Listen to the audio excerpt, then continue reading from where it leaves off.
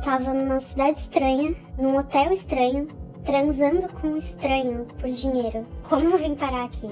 Esse foi um depoimento de uma das ex-clientes da Katy Torres, uma delas, né? Porque tem muitos depoimentos como esse por aí, de pessoas que já se relacionaram, ou já trabalharam, ou já conheceram a Katy Torres. E hoje eu tô aqui para contar todos os detalhes sobre esse caso de uma influenciadora digital que ganhou muitos seguidores nas redes sociais, se vendendo como uma guru. E que alguns anos depois, né, a gente viu aí tudo o que aconteceu, ela foi condenada à prisão por ter tido um envolvimento em tráfico humano e até escravidão, gente. É muito sério realmente esse caso e é por isso que eu tô trazendo aqui hoje.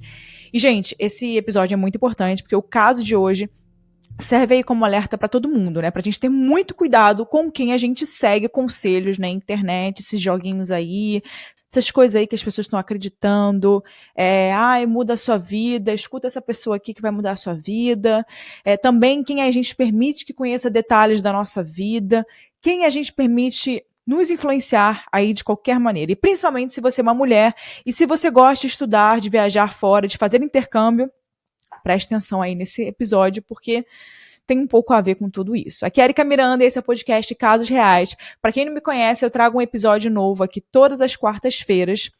Então, se você quiser ficar por dentro do podcast, não deixe de se inscrever, de dar um like em qualquer plataforma que você estiver ouvindo, porque aí a plataforma consegue entender que você gosta do conteúdo e continua te enviando aí.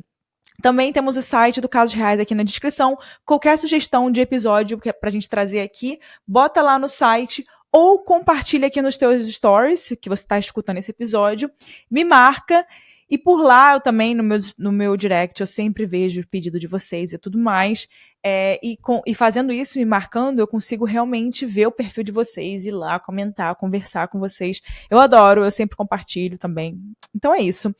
Então agora, vamos parar de conversa e vamos, né, pro episódio da semana. E vale falar que todas as informações desse caso foram tiradas de fontes que eu sempre deixo aqui na descrição. E uma delas, inclusive, foi a BBC, mas eu sempre vou deixar aqui na descrição. Então agora, vamos pro episódio. E esse é o caso da Katy Torres.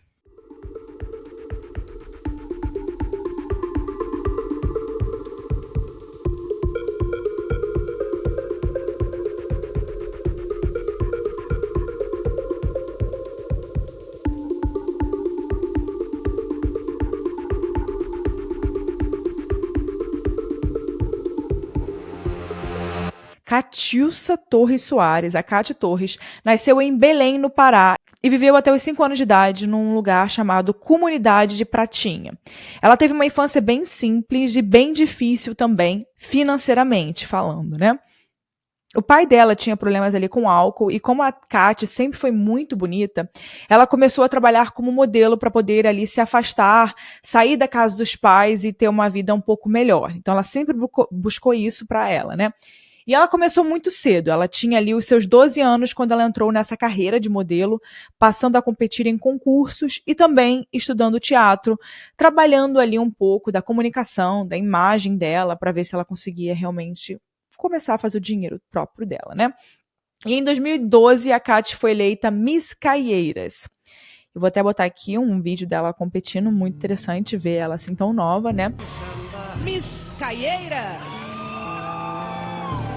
Katy Torres, 1,73 m, 88 centímetros de quadril e 86 de busto. E quando ela tinha 18 anos, uma agência ofereceu um trabalho para ela na Europa. E assim a carreira dela, como vocês devem imaginar, decolou. Ela passou a trabalhar para várias empresas como modelo de lingerie e também de roupas de praia. Então ela era modelo comercial e não de passarela. E aí ela também passou a rodar o mundo inteiro. Ela foi para a Coreia do Sul fazer fotos, Estados Unidos, Colômbia e muitos outros países representando marcas muito conhecidas como, por exemplo, Victoria's Secret, Gillette e L'Oréal. Então ela estava ali ganhando o mundo com a sua carreira. Enquanto essa carreira crescia, ela teve acesso ali também junto ao mundo das celebridades. E em 2013, o rosto da Katy, ela estampou vários tabloides do mundo inteiro porque tiraram uma foto dela em Los Angeles com ninguém menos que Leonardo DiCaprio, gente. Claro, né? O queridinho que adora as meninas com menos de 25 anos. Inclusive, eu já saí aí da idade do Leonardo DiCaprio. Eu já tô um pouco velha pra ele, já tô ali nos meus 27, então Leonardo DiCaprio não me aceitaria. Porém, nessa época aqui, a Katy Torres era uma das meninas que se encaixavam nesse requisito ali para namorar o Leonardo DiCaprio. E quem não conhece, acho que é um pouco difícil, né, não conhecer o Leonardo DiCaprio. Ele é um dos atores mais famosos americanos, né, e inclusive ele ganhou um Oscar. Então, se vocês derem um Google, vou até botar aqui uma foto, Leonardo DiCaprio e a Katy Torres, para vocês verem que ela estava realmente conquistando o mundo. Antes de a gente continuar aqui na história da Catiúcia, não deixe de beber água, porque é muito importante para você ficar com seu rostinho de modelo. E durante um tempo, a mídia até ficou questionando ali se a Katy era a mais nova, né, loura do DiCaprio, né? Então ela tava ali fazendo burburinho na cena, porque ela realmente estava sendo muito vista com ele. E sempre isso rola muita conversa. Até hoje, né? As pessoas ficam de olho em quem é a namorada do DiCaprio. Inclusive, acho que é uma menina bem famosa. Enfim, a Katy e o DiCaprio se conheceram no Festival de Cannes, que é um dos festivais de cinema mais importantes que tem. E eles se hospedaram ali naquela época na casa de amigos que eles tinham em comum. E foi assim que eles se conheceram, né? Na época, a Katy, ela descreveu o Leonardo DiCaprio como uma pessoa incrível, mas apesar de todas essas fofocas da mídia, fontes próximas ao Leonardo negaram que ele e a Katy tenham tido algum relacionamento se envolvido. Então, para fora das passarelas, a Katy ganhou também muito destaque no Instagram e em outras redes sociais. Então, ela postava frases motivacionais naquela época, um montão de fotos bonitas, né, de uma vida luxuosa que ela supostamente levava, e ela também dava conselhos para as seguidoras. Ela até começou ali a assumir uma figura e uma postura de coach, influenciando ali, quando estava muito em alta aquela vibe de musa fitness, de good vibes no Instagram, de eu tenho a vida perfeita, todo mundo só via a vida perfeita até hoje, mas assim, naquela época ainda era pior, e ela ali surfou nessa onda, então ela compartilhava o dia a dia e a superação que ela teve de traumas, que envolviam desde relacionamentos abusivos até, né, o problema que ela teve do trauma da morte da mãe.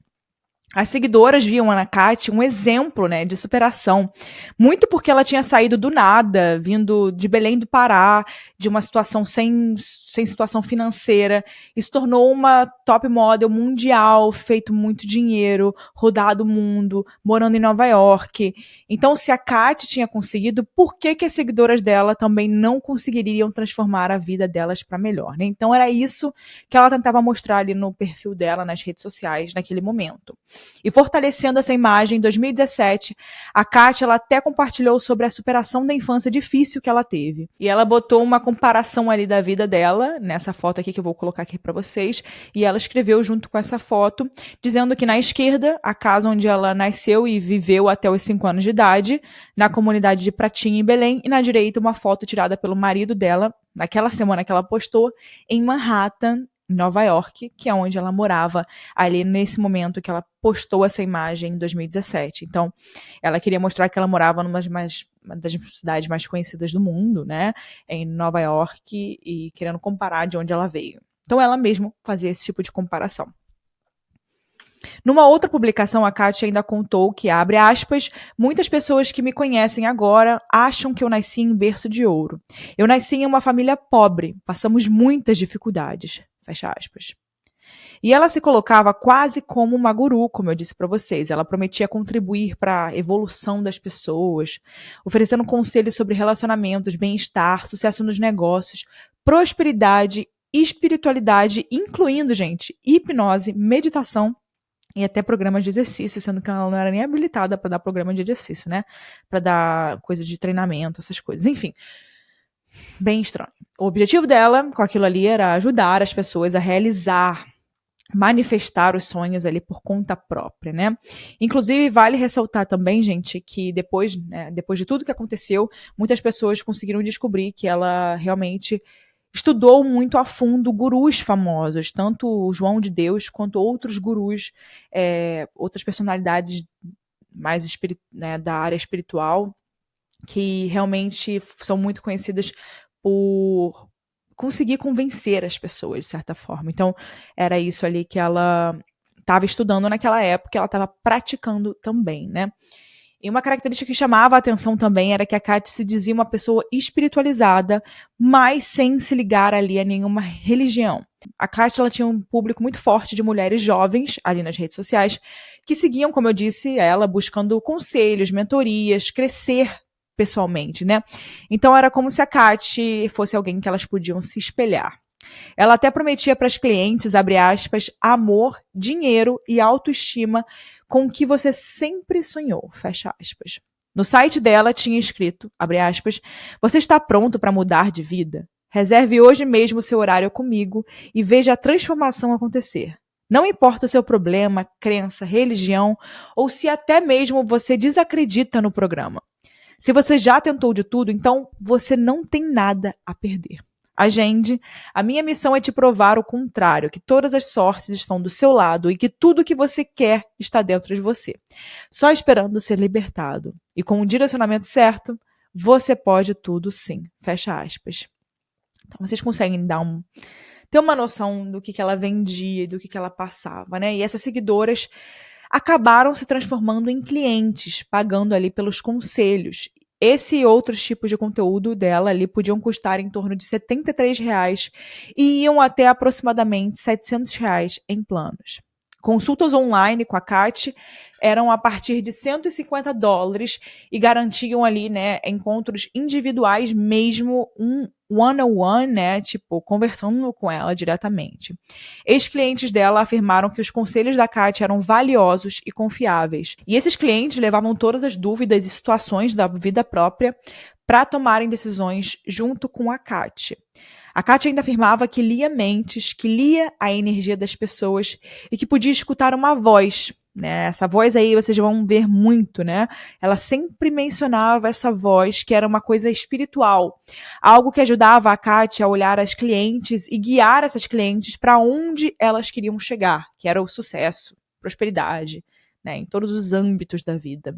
E essa voz ainda fazia revelações e previsões.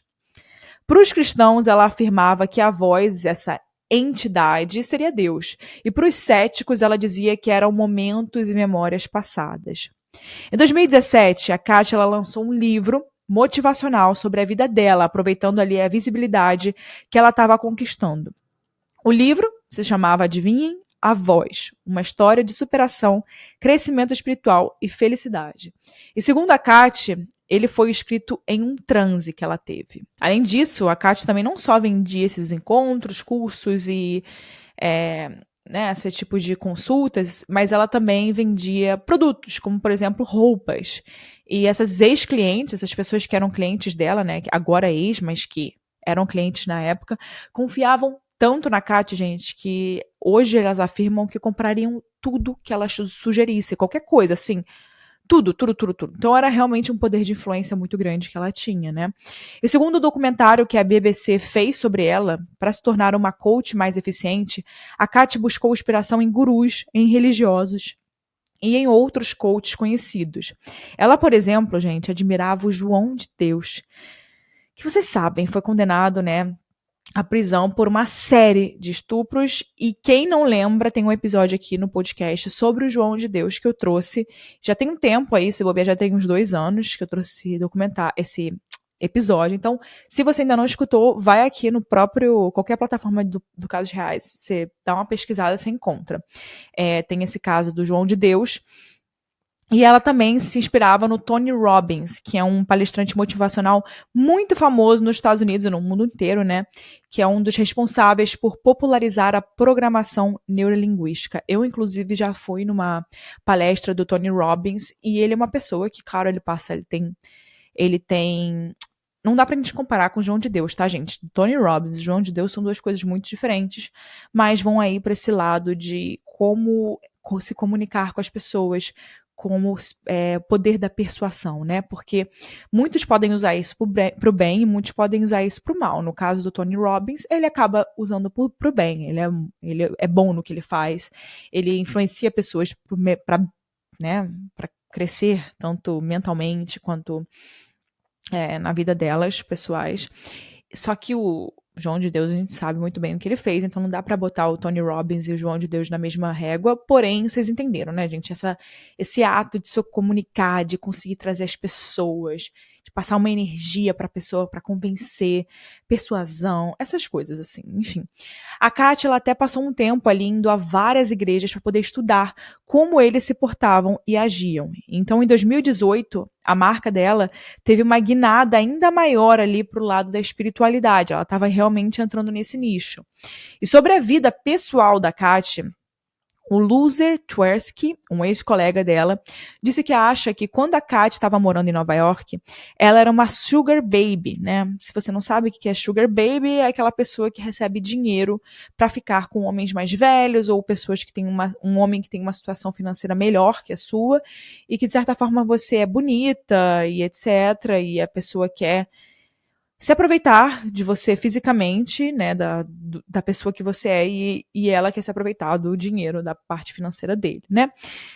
E as pessoas diziam isso porque ela tinha um monte de roupas, bolsas muito caras e recebia dinheiro em envelopes pelos correios. Então esse amigo, inclusive nesse documentário, ele diz que eles moraram juntos. Amigo, ele estava ficando com ela na época, porém ele diz que várias vezes ela descia para poder receber coisas pelo correio e eram envelopes com muito dinheiro. Inclusive, ela morava num apartamento em Nova York caríssimo.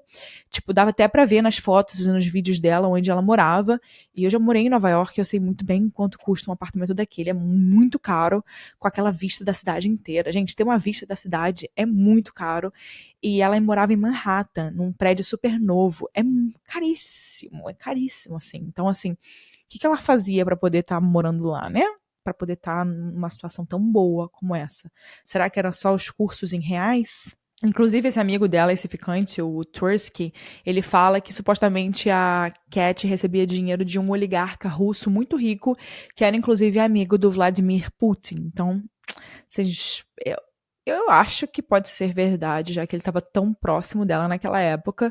E, enfim, você não joga uma informação dessa assim do nada, né? Tipo. E esse ex-colega ainda disse ali que a Kátia teve uma doença e que isso obrigou ela a fazer uma cirurgia para remover um dos seios, o seio esquerdo dela.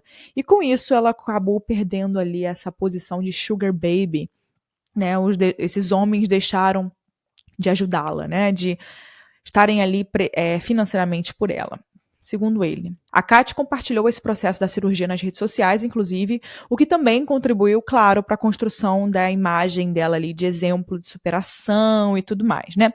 Se a Kat era mesmo uma sugar baby ou não, a gente não sabe, mas certamente esse momento ali da cirurgia deve ter sido muito difícil para ela, porque a Kat sempre trabalhou com a própria imagem, né? E esse procedimento afetou em algum nível a aparência dela. E ela é uma mulher que sempre foi conhecida por ser muito bonita. E isso, gente, é claro que isso afeta a cabeça de qualquer mulher. Você se sentir bem com você mesma e tal. Não é fácil, né? E depois dessa cirurgia, ela tentou uma carreira ali de atriz em Hollywood, porque ela viu que como modelo, ela ia realmente não conseguir ir tão bem. Então ela tentou como atriz em Hollywood nesse período e ela entrou em contato com um monte de celebridades, claro, e também entrou em contato com algumas coisas ali que estão nesse meio. Algumas coisas ilícitas. Então, ela, no meio ali, ela provou o chá da ayahuasca. Essa ayahuasca, ela é uma bebida que tem efeitos alucinógenos e é produzida a partir de algumas plantas, sendo muito usadas ali por povos indígenas em rituais voltados para fins espirituais e de cura. E ela a Kat, usava a ayahuasca uma vez por mês, o que é muita coisa, gente. Tem gente, assim, que quer ter essa experiência de tomar ayahuasca, porque dizem que é uma experiência que muda como você pensa, como você age, tipo, existe você antes disso e você depois disso. E tem gente que toma uma vez na vida, imagina ela tomar uma vez por mês. Isso pode afetar ela, né, na saúde. Segundo esse ex-amigo dela, o Tversky, não sei se eu tô pronunciando o nome dele certo, gente, é porque é um pouco estranho esse nome. E foi nesse momento ali que ela tava tomando esse ayahuasca uma vez por mês, que virou uma chavinha dentro da Kátia. Ele disse que antes ela era muito radiante, doce, e que depois disso ela se transformou num monstro narcisista. Então ele conseguiu ver a diferença dela antes e depois. A partir daqui, gente, realmente as coisas começaram a ficar ainda mais estranhas. Ana, uma das ex-clientes da Kat, disse que confiava nela porque via na Kat alguém que, como a própria Ana, também tinha passado por situações e relacionamentos difíceis. Ela disse que sentia que a Kat entendia o que ela estava passando. A Ana ela ainda afirmou que ela estava disposta a fazer qualquer coisa que a Kat sugerisse e que passou a se ver ali, né, fazendo essas coisas que ela sugeria, cada vez mais isolada psicologicamente dos amigos e também dos familiares, quando ela começou esse tipo de relacionamento com a Kat. Em 2019, a Kat pediu para a Ana se mudar para a casa dela em Nova York para trabalhar como assistente da Kat. Na época, a Ana estava fazendo faculdade de nutrição em Boston, gente, mas ela aceitou essa oferta. Ou seja, ela aceitou se mudar de cidade, de Boston para Nova York, passar a fazer as aulas online e cuidar dos pets da Kat ali, dos animais, dos cachorrinhos, não sei se eram quantos eram, enfim, mas cuidar dos animais da Kat, cozinhar, lavar, limpar a casa, gente, tomar conta da casa, né? Fazer o que a outra não quer fazer por $2.000 por mês, gente, que, né, você convertendo dá R$10.000. E assim, não dá para converter porque essa menina, ela morava em Boston, ela vivia nos Estados Unidos. Não é que ela veio do Brasil para, né, trabalhar em Nova York, ela já morava nos Estados Unidos. Então os gastos dela eram em dólares, gente. E eu moro nos Estados Unidos, eu posso dizer com clareza para vocês que $2.000 aqui, se você tem que pagar um aluguel, se você tem que comprar comida, se você tem que viajar, se você tem que fazer, não dá, é muito pouco, não dá pra nada, tipo, imagina, é a mesma coisa, assim, claro que não é a mesma coisa, mas pensa se você ganha R$2.000 pra poder pagar um aluguel, por exemplo, numa cidade de Nova York, que o aluguel é caríssimo, tipo, é muito difícil, imagina pagar um aluguel em São Paulo, é tipo, pagar um aluguel em Nova York, é mais ou menos isso, então é muito caro, e R$2.000, $2.000 não é muita coisa pra morar em Nova York, enfim. Só que quando a Ana chegou nesse apartamento da Kat em Nova York, a Ana percebeu que as condições do apartamento e da vida da Kat não correspondiam à perfeição que ela exibia no Instagram. A Ana disse que foi um choque, né? Porque a casa estava muito bagunçada, muito suja e não cheirava bem. Então ela tinha muito trabalho ali para fazer. E segundo ela, a Kat era incapaz de fazer até coisas muito básicas. Por exemplo, nem banho ela tomava sozinha, porque ela precisava da companhia de alguém com ela ali todo momento. Então ela queria que alguém fosse ali pro quarto tomar banho com ela, fosse conversar com ela. Então, ela tinha que estar, a Ana tinha que estar à disposição da Kat o tempo todo, constantemente. E só conseguia dormir algumas horas por dia e ainda num sofá sujo, com cheiro de xixi de gato. Às vezes, ela tinha que se esconder na academia do prédio para poder ter um tempo de descanso. Então, ela pegava ali aqueles colchonetes de exercícios e cochilava na academia do prédio. E o pior, gente, esses $2.000 que a gente falou aqui pra caramba, a Ana nunca nem viu. Ela nunca foi paga, ela nunca recebeu pelo que ela fez. Imagina, gente, que bizarro. No caso específico da Ana, gente, era uma situação de trabalho ruim, né? Terrível. Mas o tráfico humano ele pode extrapolar esse tipo de circunstâncias e envolver até prostituição. Também a restrição total da liberdade, tipo, tirar o passaporte da pessoa, tirar a documentação, a pessoa não tem realmente como fazer nada. Até remoção de órgãos e outros tipos de exploração, e todos visando lucro dos traficantes, dos criminosos, né? Segundo a ONU, o tráfico de pessoas é um dos crimes que mais tem crescido no mundo e gera cerca de 150 bilhões de dólares em lucros por ano. Isso dá ali 817 bilhões de reais. E as redes sociais oferecem ali uma plataforma muito eficiente para os traficantes encontrarem e seduzirem as vítimas. Então, por isso que é muito importante a gente trazer o episódio de hoje, né? Temos que tomar muito cuidado aí na rede social com quem a gente fala. A Ana, ela tinha desistido da residência universitária que ela tinha em Boston, nos Estados Unidos, então ela não tinha para onde ir, ela não tinha nem dinheiro, nem renda para pagar outro lugar para poder ficar. E é normalmente aí onde o tráfico humano se configura, gente, porque a pessoa ela não tem nada e ela acaba se sujeitando, não se sujeitando porque ela não tem como sair dessa situação, mas realmente quando ela tem a possibilidade de sair, ela não tem a possibilidade financeira. Então você tem que tirar realmente, a primeira coisa que acaba é a parte financeira, porque a pessoa fica realmente presa naquela situação. Então ela acabou ficando 3 meses na casa da Kate, e só depois desse tempo que ela conseguiu escapar e foi morar com um namorado. A Ana, ela contou que quando confrontou a Kate sobre isso, a Kate ficou muito agressiva e ela ainda destacava que a Kate tinha uma personalidade perversa, que carregava muita raiva dentro dela e que acreditava que a Kate planejava fazer a mesma coisa que ela fez com a Ana com várias outras pessoas. A Ana disse, abre aspas, agora eu vejo que ela estava me usando como uma escrava. Senti como se estivesse presa. Provavelmente fui uma das primeiras vítimas de tráfico humano da Kate, fecha aspas. Gente, inclusive, vendo a entrevista da Kate, ela fala sobre isso como, tipo assim, elas estavam lá porque elas queriam. Elas foram porque elas queriam, elas continuaram porque elas queriam. Era só não ir. Ela disse que em momento nenhum ela realmente, quando ela é confrontada sobre isso, ela fala com a maior cara limpa, de tipo, ela foi porque ela queria. E é verdade, né? Porque a menina saiu de Boston porque ela queria, mas ela tinha um poder de influência e de persuasão muito grande. E depois ela continuava mantendo as meninas numa situação de escravidão, praticamente, porque você não paga a pessoa pelo trabalho que faz, você não dá dignidade para dormir, para comer, para isso, para nada. Então, é claro que não é uma situação de trabalho comum, né? Então, enfim, em 2022, a Kate se mudou para uma mansão nos subúrbios de Austin, Texas, com seu novo marido, né, naquela época, Zach, um homem de 21 anos. E conforme ela ia atraindo mais clientes, ela cobrava centenas de dólares por essas consultas online. E nessa casa que ela estava, naquele momento, ela recebia várias mulheres e cobrava pelo que ela chamava de banho alienígena, que era aparentemente um procedimento de mentalização durante o banho para trazer e manifestar prosperidade e riqueza. Repetindo o padrão que ela usou com a Ana, a Kate também passou a tentar convencer outras seguidoras dela, as clientes mais próximas que ela tinha, para poder morar e trabalhar com ela nos Estados Unidos, que foi aquilo que a Ana falou que ela ia fazer com outras, né? E em troca, ela estava prometendo ali ajudar essas mulheres a realizarem os seus sonhos de prosperidade. Entre as seguidoras que aceitaram passar por isso foi a Desirê Freitas, uma brasileira de 26 anos que morava na Alemanha. E também a brasileira Letícia Maia Alvarenga, de 21 anos.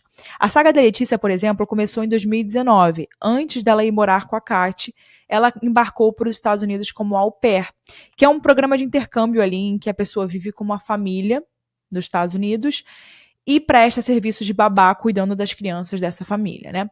A gente já trouxe um caso também com uma au pair brasileira que, enfim, acabou terminando em tragédia, em morte. A Letícia queria estudar e também montar uma loja de doces ali no futuro, era o sonho dela. No início, ela ligava com frequência para os pais, quando ela se mudou, contando que estava tudo muito bem, que estava feliz com essa nova etapa de vida, mas com o tempo as coisas começaram a mudar. Os pais dela e ela começou a cada vez ligar menos e se comunicar menos com os pais. Inclusive, os pais dela descobriram que a Letícia estava fazendo consultas com a Kate Torres e contam ali que a filha foi seduzida pelas promessas da Kate, do site, tudo aquilo que ela divulgava que envolviam riqueza e também um marido americano. Meu Deus. Os pais sempre mandavam dinheiro para ajudar a Letícia, mas ela começou a pedir cada vez mais, sempre com uma desculpa nova. Ela chegou a pedir $7.000 para comprar um carro para trabalhar. E depois de um tempo, ela ainda pediu dinheiro para abrir uma loja. E os pais, né, com uma pulga atrás da orelha, eles estavam ali começando a desconfiar pelo fato desse valor ser cada vez mais alto, eles começaram a negar, né, esse envio de dinheiro, até porque eles não deveriam ter, né? Poxa, é dólar, é muito dinheiro em real. Então eles estavam ali desconfiando que todo o dinheiro estava sendo apropriado pela Kate Torres de alguma forma. E que todo o dinheiro que a Letícia ganhava com o seu trabalho também ia para as consultas com a Kate. Enfim, Aos poucos, a Letícia começou a cada vez, né, já estava se distanciando, ela acabou se distanciando ainda mais dos familiares e também dos amigos, como se ela estivesse isolada mesmo, e passou a trabalhar como uma assistente da Kat e também foi morar com ela. Ou seja, ela não estava mais trabalhando como au pair.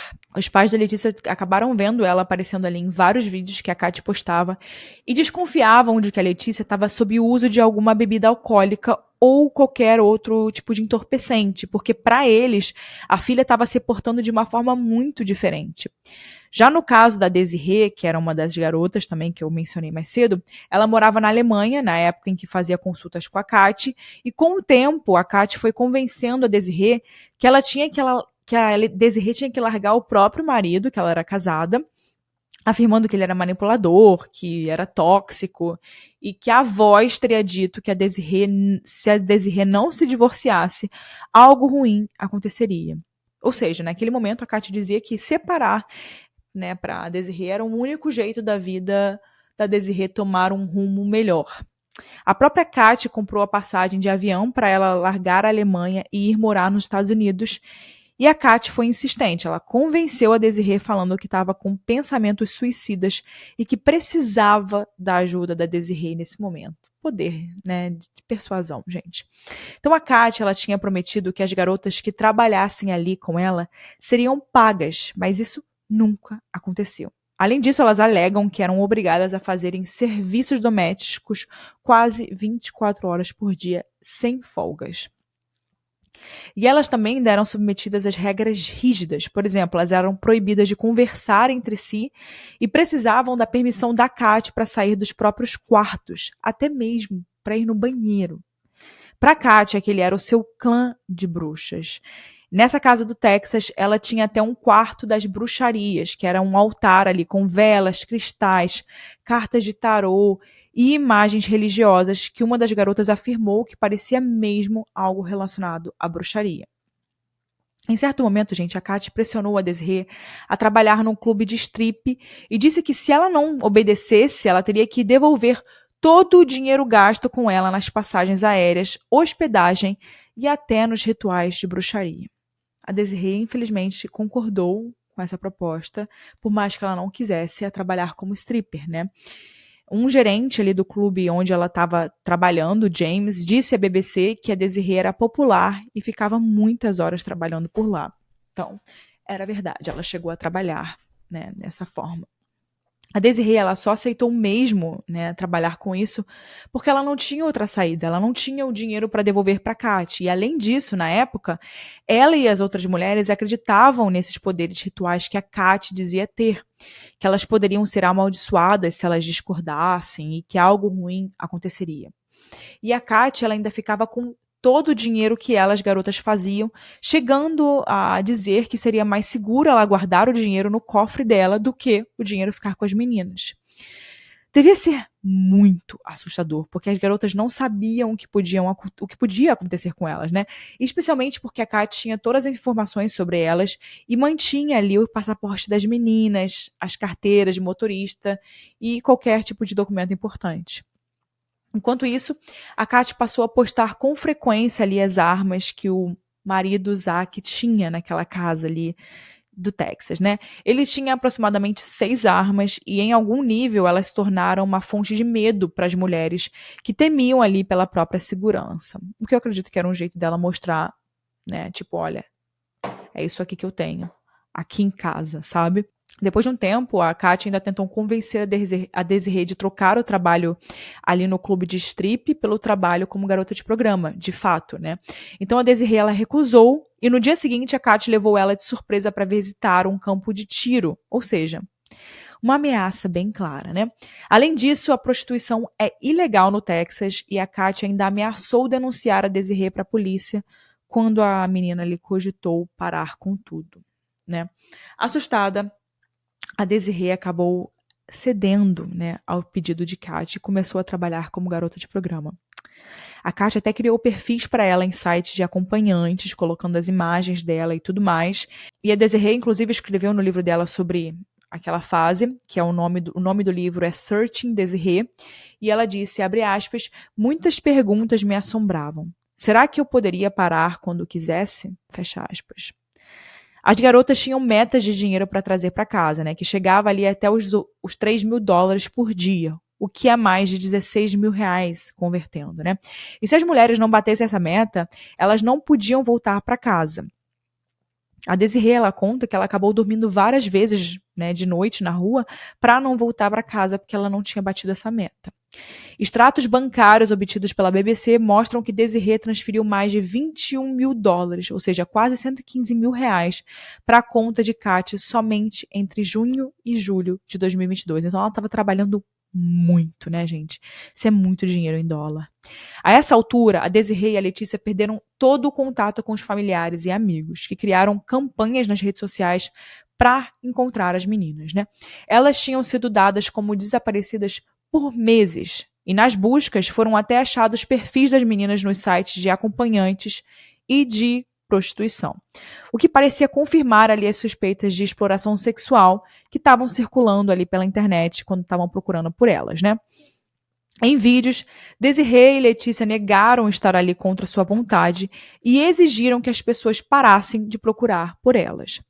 À medida que a página do Instagram Searching Desirê ganhava força, a história chegou em todos os lugares do Brasil, né? A gente acompanhou realmente ao vivo essa história. A Ana, que a gente contou aqui, né, tinha morado com a Kat lá em 2019. E ela afirmou que ficou preocupada quando ela viu essas notícias sobre o caso. E ela logo percebeu que a Kat estava ali mantendo as garotas naquele estado mesmo que ela imaginava. Então a Ana, junto com outras ex-clientes da Kat, passaram ali a entrar em contato com o maior número possível de agências de segurança, incluindo o FBI, para prender a influenciadora. Em pânico com essa tensão da mídia, a Kat e as garotas viajaram aproximadamente 3.000 quilômetros do Texas até o Maine, que é um outro estado americano. A polícia dos Estados Unidos já estava monitorando o grupo e um policial entrou em contato com a Kat por videochamada para poder analisar a situação e checar se as garotas não estavam sendo mantidas ali contra a vontade delas.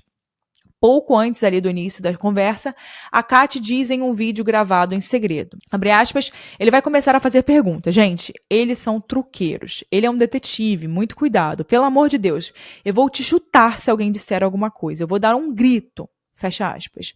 Em novembro de 2022, a polícia convenceu a Kat e as outras, né, meninas a comparecerem pessoalmente numa delegacia do condado de Franklin, no Maine. Um policial interrogou as 3 meninas e esse, né, foi o detetive David Davol. O David e os seus colegas eles ficaram preocupados porque eles notaram uma série de sinais que indicavam tráfico humano, como, por exemplo, a desconfiança que as garotas tinham dos policiais e também a relutância em conversar sem a permissão da Kat Torres e o isolamento que elas estavam vivendo. No dia 2 de novembro de 2022, a Kat foi presa no condado de Cumberland, na Carolina do Norte. Ela foi deportada para o Brasil, denunciada por tráfico humano, trabalho escravo e exploração sexual.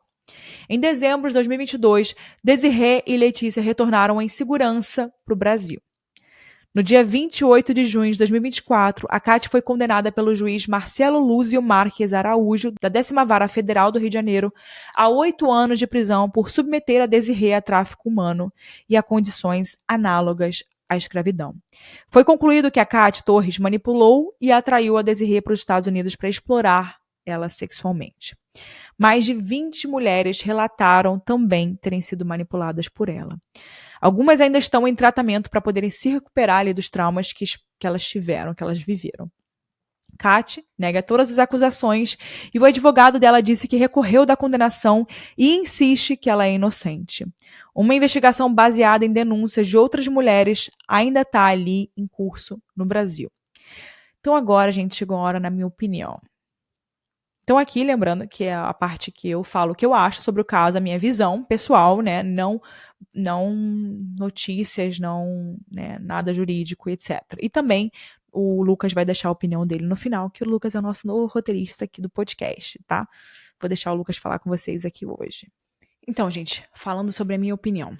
Eu assisti todo esse documentário ali da BBC e também já estava acompanhando esse caso há muito tempo. Vi todos os canais, tudo sobre esse caso. Só que eu achei que não valia a pena ainda falar, porque eu acho que agora sim passou um tempo, agora sim a gente sabe que ela tá na prisão há 1 ano e meio, a gente sabe o que aconteceu, as meninas voltaram. Na época que a gente estavam tentando encontrar as meninas, era muito achismo, né? Aquela época que a Yasmin Brunet apareceu em live, então acho que não valia a pena se meter sem saber o que estava acontecendo de fato. Hoje a gente tem uma visão um pouco mais clara.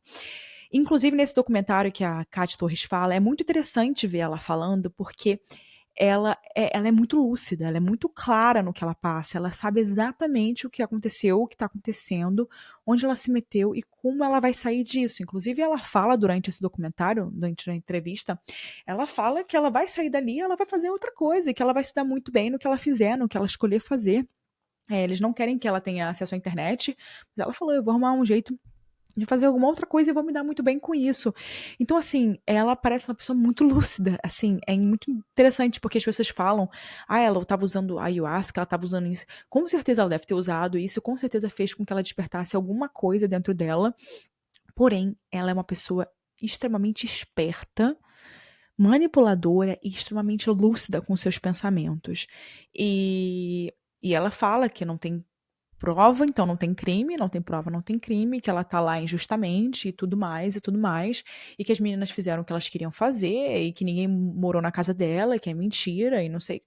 Então ela tem ali os pontos dela, que ela usa para poder se inocentar, e eu acho muito interessante que no final, quando ela sai da entrevista, ela inclusive ameaça uma das entrevistadoras, que era um homem e uma mulher, como jornalistas entrevistando. Um era um jornalista brasileiro e o outro era uma mulher, né, da BBC, eu acho que internacional. E ela ameaça a mulher, dizendo que não gostou dela e que depois da entrevista ela vai saber sim se ela tem poder, se a Katy Torres tem poder ou não. E também tem uma outra parte que a Katy Torres fala, que, de acordo na sentença dela, diz que ela é um perigo para a sociedade, por isso que ela está dentro da prisão, e que ela consegue mudar os pensamentos, ela consegue manipular a cabeça das pessoas com o que ela fala, e que por isso ela é um perigo para a sociedade.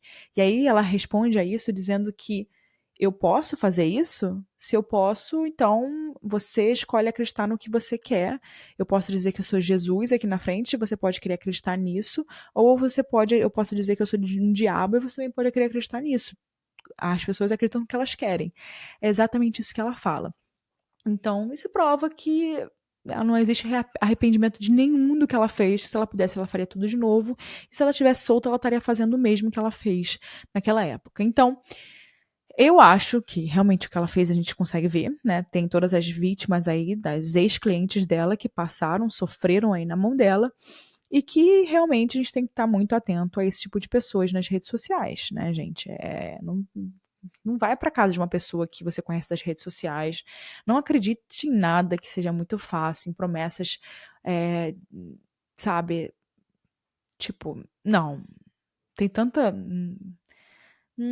pessoa na internet que vai querer te vender alguma coisa e nem sempre essa pessoa vai estar na melhor das intenções. Então, tomem cuidado com tudo aí que vocês veem, e principalmente com tráfico humano, né? Essas ofertas muito boas para poder se mudar de país, para poder estudar. Vou estudar em tal lugar sem gastar nada e vou trabalhar para essa pessoa.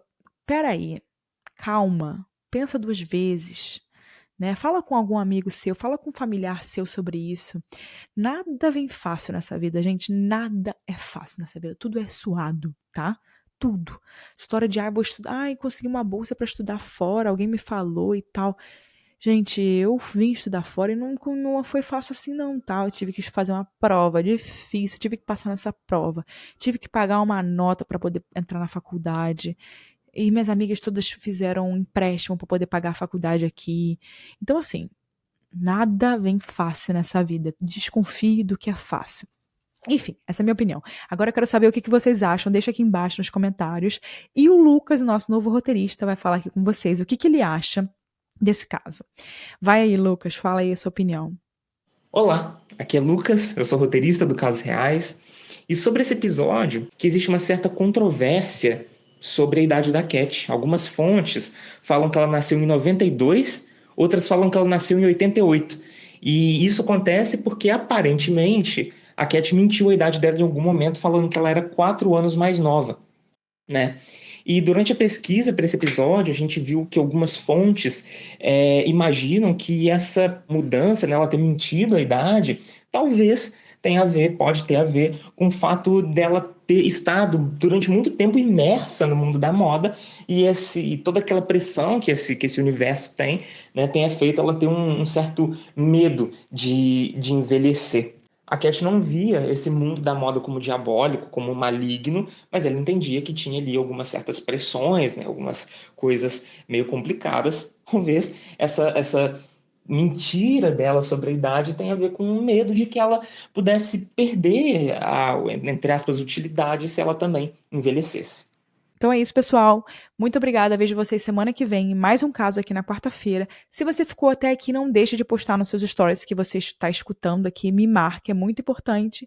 Ou compartilha com algum amigo aí que vai gostar do episódio. Tchau, pessoal. Vejo vocês semana que vem. Mais um episódio do Casos Reais. Tchau.